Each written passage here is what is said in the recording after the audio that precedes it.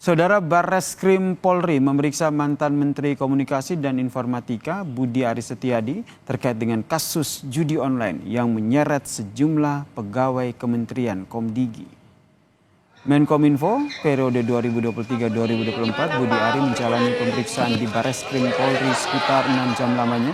Meski tidak memberikan informasi detail, Menkominfo periode 2023-2024 ini mengonfirmasi pemeriksaan dirinya terkait dengan penyelidikan kasus judi online di Kementerian Komdigi.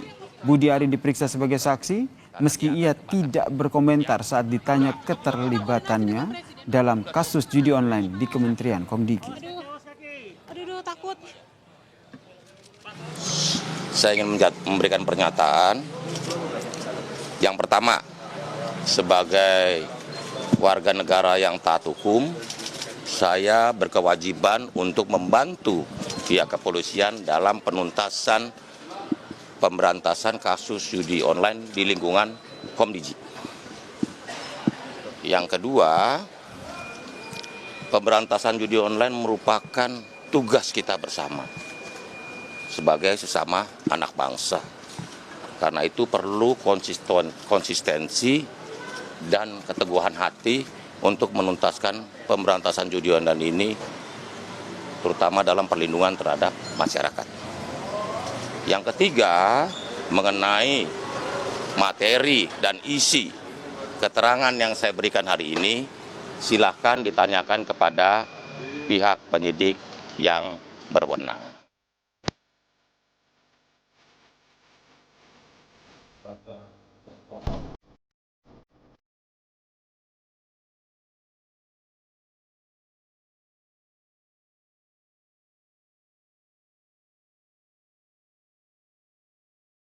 Kasus judi online di Kementerian Komdigi terus bergulir. Sebelum pemeriksaan Kamis pagi, mantan Menteri Kominfo Budi Aris Setiadi memang mengaku siap diperiksa. Saat itu, Budi Aris mengaku kenal dengan sejumlah pegawai Kementerian Komdigi yang ditetapkan sebagai tersangka.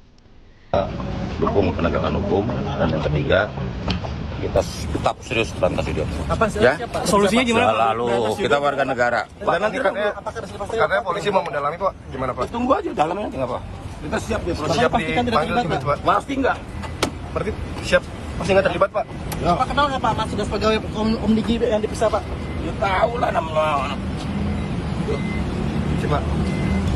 Polisi telah menetapkan 24 orang sebagai tersangka atas kasus judi online di Kementerian Komdigi. Dari 24 tersangka, 9 orang merupakan pegawai Komdigi dan 1 orang staf ahli Komdigi, sementara 14 orang lainnya dari kalangan sipil. Adapun modus yang dilakukan yaitu pegawai Komdigi membuka kantor satelit di daerah Bekasi, Jawa Barat untuk melindungi ribuan situs judi online.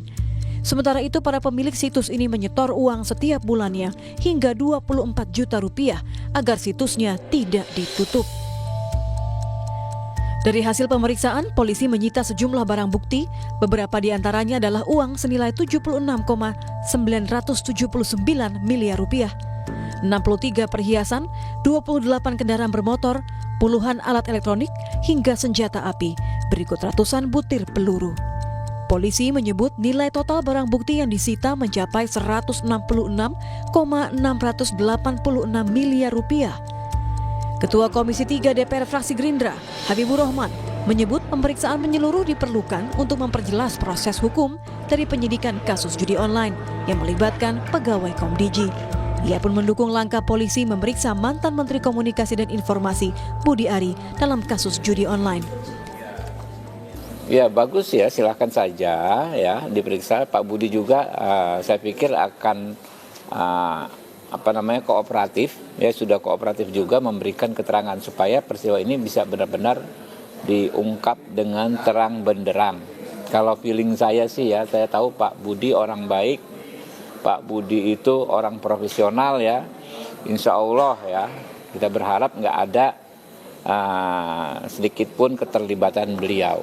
Tapi karena posisi beliau bekas menteri, waktu itu adalah menteri, ya kan, tempus deliktinya juga di zaman beliau menteri, ya, tentu wajar kalau dimintai keterangan.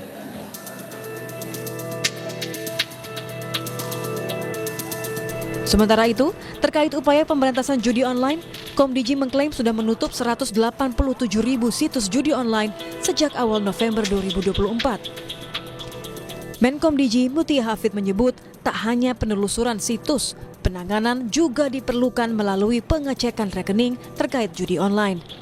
Sampai 19 November untuk situs-situs yang ditutup sudah 104.819, itu kalau dihitung dari 4 November, kalau kita hitung dari tanggal 20 Oktober atau pemerintahan baru itu angkanya sudah di 380.000 sekian.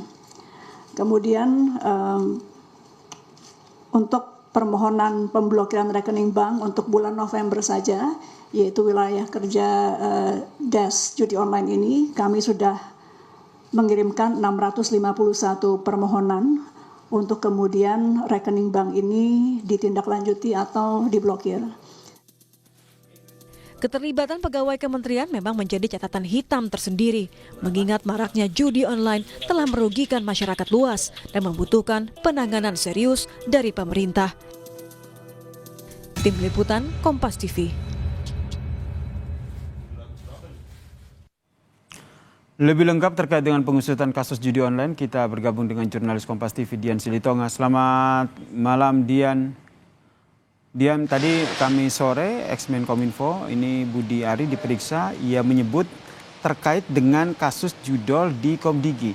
Dalam kapasitas apa sebenarnya Budi Ari ini diperiksa? Ya, Yasir, Budi Ari diperiksa dalam kapasitasnya sebagai saksi meski belum secara gamblang disampaikan terkait dengan kasus apa. Tapi kalau kita mencermati konteks pernyataan pers yang disampaikan Budi Ari usai diperiksa oleh Bareskrim Mabes Polri, kita ingat Budi menyampaikan atau langsung menyampaikan soal pentingnya pemberantasan judi online, kemudian juga mengatakan dirinya memiliki kewajiban untuk membantu pemerintah memberantas judi online. Bisa kita maknai bahwa memang pemeriksaan Budi Ari hari ini di Bareskrim Mabes Polri adalah terkait dengan judi online yang memang sedang ditangani oleh Polda Metro Jaya, dan belakangan kita tahu kasus itu melibatkan pegawai Komdigi.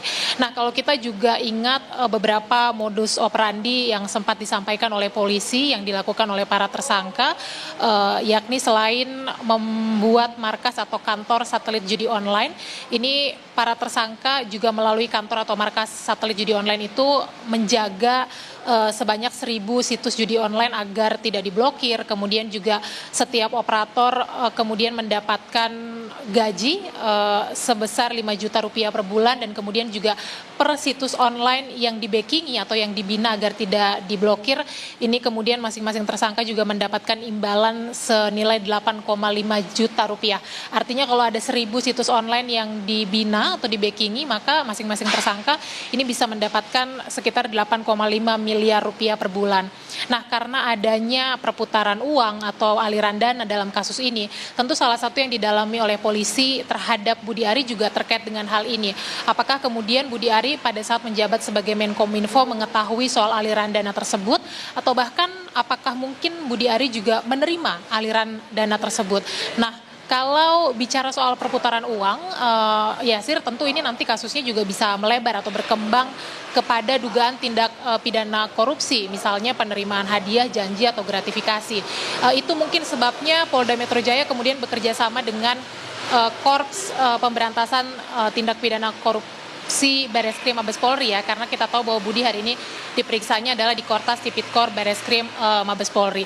Selain itu juga kenapa Budi Ari diperiksa, ya tentu kalau kita ingat Budi juga sempat menyampaikan bahwa ia mengenal pegawai Komdigi yang kemudian ditetapkan sebagai tersangka oleh kepolisian. Nanti muaranya pemeriksaan Budi Ari ini juga tentu untuk menentukan atau menyimpulkan apakah Budi kemudian terlibat atau tidak, atau kemudian juga apakah Budi terbukti menyelewengkan kewenangan atau tidak. Rencananya besok polisi akan menyampaikan pernyataan resmi terkait dengan hasil pemeriksaan Budi hari ini. Besok akan kita ketahui bersama hasilnya apakah Budi terlibat atau tidak, dan kemudian juga apakah akan ada tersangka baru, dan kemudian apa langkah polisi selanjutnya terkait dengan perkembangan kasus ini. Yasir. Terima kasih jurnalis Kompas TV Dian Silitonga atas informasinya terkait dengan Budi Ari yang diperiksa terkait dengan kasus judi online di Komdigi.